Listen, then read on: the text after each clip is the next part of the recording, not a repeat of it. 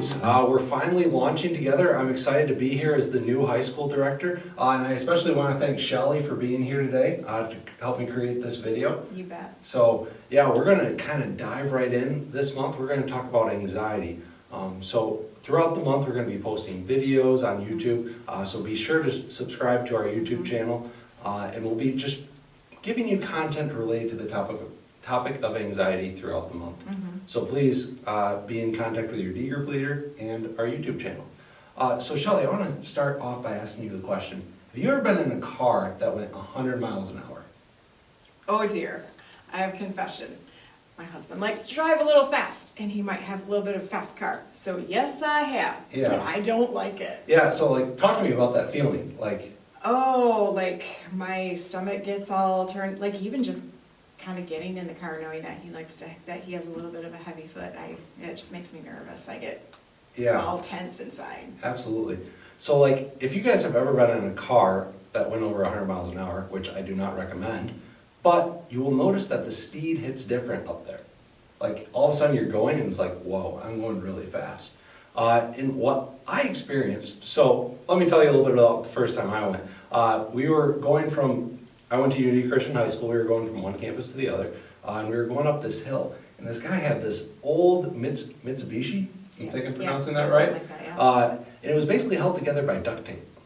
Oh dear. And he decided to take off up this hill, and I was like, I had this feeling, and that's anxiety. Oh man. That's anxiety. That's a type of anxiety because of, I was worried.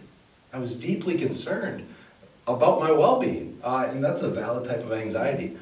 So I kind of want to talk about this month is the bad side of anxiety. And so what we're going to start by doing is defining anxiety. And anxiety is a type of stress that can cause you to worry. And sometimes in extreme cases, it can cause you to worry more than you actually should. Jesus is very clear in the gospel that he does not feel that Christians need to worry. So that is reflected in a command in Matthew 6. It says, do not be anxious.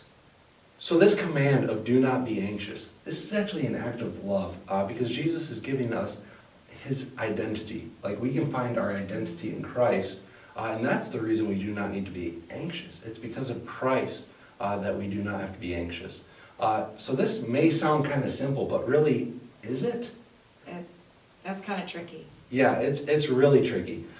So what I want you guys to do is stop in your D groups for a minute, pause the video, and just list off all the things that you can think of that may cause anxiety. So go.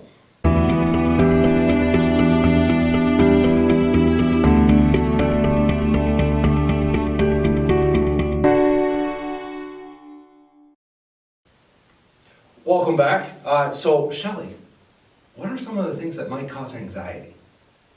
Oh, like when I know there's like a group of people hanging out and I'm not there, I get a lot of anxiety about that. Like I kind of like to be in the middle of things. Yeah, absolutely. Sometimes there's a lot of stuff going on with COVID, and sometimes finances can get stressful, or getting schoolwork and preparing for things, not knowing what to expect. Absolutely. There's been a lot of anxiety lately. Absolutely, and it's not just limited to that. It could be friendships, it could be dating, illness, stories you hear in the news, death of a family member, moving, big family changes, post-high decisions for seniors and juniors, people pleasing, bullying, other relationships, peer pressure, natural disasters, fear of personal safety. Yeah, did you hear about those fires in California? Yeah, it's crazy, crazy. Emotional or physical abuse, or starting a new school. All these things. Yeah, we got a lot of kids kind of learning how to do school in a new way. I can only imagine how stressful and anxiety producing that must be. Yeah, it's just so crazy. So just think about all these things that can cause anxiety. So now we're going to hear what the Bible has to say more about anxiety. So turn with me to Mark 6, and we're going to read verses 45 through 51. All right, so read with me. Mark 6. Immediately Jesus made his disciples get into the boat and go on ahead of him to Bethsaida. While he dismissed the crowd, after leaving them, he went up on the mountainside to pray. Later that night, the boat was in the middle of the lake, and he was alone on the land. He saw the disciples straining at the oars because the wind was against them. Shortly before dawn, he went out to them, walking on the lake. He was about to pass by them. But when they saw him walking on the lake, they thought he was a ghost. They cried out because they all saw him and were terrified. Immediately he spoke to them and said, "Take courage, it is I. Don't be afraid." Then he climbed into the boat with them, and the wind died down. They were completely amazed. So Shelley, what do we see Jesus doing in this story? Oh, I love this story. See, so this follows right after the feeding of the 5,000, which that had to be stressful enough. So Absolutely. the disciples, they're moving forward, and Jesus sends them out on the lake, and he's dismissing the people. And after he dismisses the crowd, he goes up to the mountainside to pray. He liked to spend a lot of time with his Father in prayer. Absolutely. Yeah. Absolutely. So then Jesus goes and he walks on the water, which is kind of crazy to think. I think of like the waves of Lake Michigan, and it gets pretty rough. It's even rougher out there. Yeah. So he goes and he's going to pass by the disciples, and the disciples, they cry out, but they don't know it's Jesus. They think it's a ghost. Yeah. I mean, rightfully so. I mean, if you saw a person walking out on the water, and if I saw someone walking out on the water, I'd certainly want to think it's a person. Right, yeah. But Jesus, he tells them to not be afraid. And then he steps into the boat with his disciples. And then the winds die down. What do you think like the disciples are feeling throughout this time? They've got to be pretty frightened and pretty confused. Yeah, and tired. Yeah. So they just fed the 5,000, so they served 5,000 people food. And now they're in a boat in the middle of a storm. You gotta be kidding me. This is a day. And I don't think they expect Jesus to like walk on the water. Like No. they would expect him to like be following around and maybe walking on land. Yeah, if they're off their game a little bit, it's understandable. Yeah. It's totally understandable. So they're feeling tired, they're feeling anxious about their ability to even get back to shore because they're in the middle of a storm. And all of a sudden they see Jesus walking on the water and they're scared. Well, I can't say that I blame them. But the important thing to notice is that Jesus steps in with them. And even while the boat's still rocking, like it's still like chaos. Absolutely. It's not like the boat calmed down or the waves calmed down and then Jesus stepped in. Like he stepped into the middle of the chaos. Absolutely. I wonder how he got in the boat, to be honest. That'd be kind of cool to see. But then as he got in the boat, as he stepped in for a moment, then the wind died down after that. So we notice that Jesus stepped in and then the wind and waves died down. Power of Jesus. So Jesus steps into life with us. And so there's this term actually for Jesus. He's called the suffering servant. Have you ever heard that? A little bit, but can you tell me more? Yeah, absolutely. So Jesus is the suffering servant, right? He came down from heaven. He gave up like heaven to come down to be the God-man, fully God, fully man. That's kind of a mystery in of itself. But he kind of just steps into our lives. You know, he stepped from heaven into earth to suffer. Like, he suffered by human standards, and not only that, he left perfection to suffer. Imagine that kind of step, and he constantly served others. So, Shelley, like, where else do we see Jesus kind of stepping into the lives of those around him in the Bible?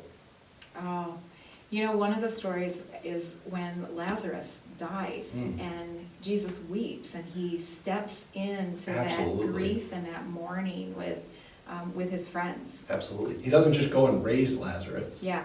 He takes a moment. He's with them. He weeps with them. And then he goes and raises Lazarus. Yeah. That's a cool story. Also, just the way he healed people. When he washed the disciples' feet, those are all things that he stepped into their lives and was with them. Yeah. How cool is that? Yeah. That's really cool. So I want you guys to stop for a moment and discuss in your D groups. And have you ever thought of Jesus' his whole life was actually him stepping into our lives with us? So take a moment and discuss this. How is Jesus' whole life actually him stepping into our lives with us?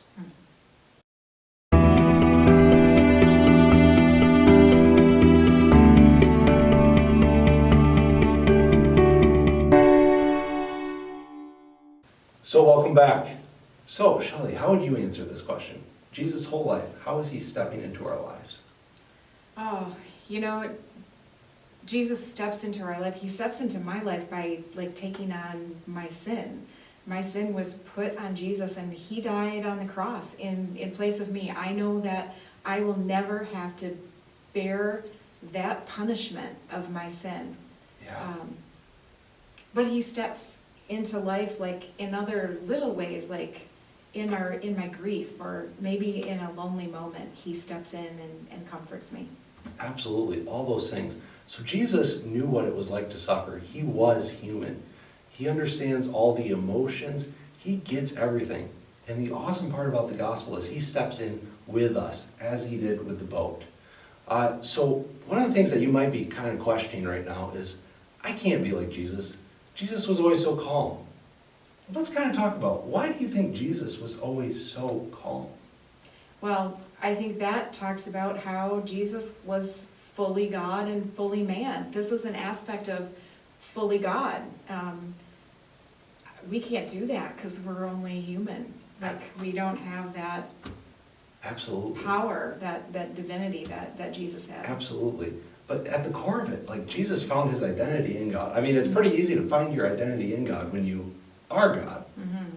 But think about it the same way for us, is when we find our identity in God, how that can calm us. Jesus wasn't anxious because he knew who he was. Mm-hmm. And what does, God call us? Well, he calls us his child. He calls us loved. We are redeemed. He is making us new. And when he sees our faults, he looks on us with grace. Yeah. So if you're struggling with anxiety right now, know that you're not separated from God, but that God is looking on you, and he's looking at you with grace and love. Yeah, because we're covered in Jesus' righteousness. Absolutely. I love to picture, like, we're just, like, maybe like you're a little kid and you're like hiding under a blanket. And Yeah. that's what it is to be like, Absolutely. we're hiding, we're covered in Jesus' righteousness. Yeah. And God doesn't see. Yeah. Think of like a bowl of mashed potatoes and like the gravy that you just keep pouring over it. That's kind of the Yummy. same picture. Yum. Love that. So I want you to stop the video, and discuss in your D groups. What does identity have to do with Jesus stepping into our lives? So take a moment, pause the video.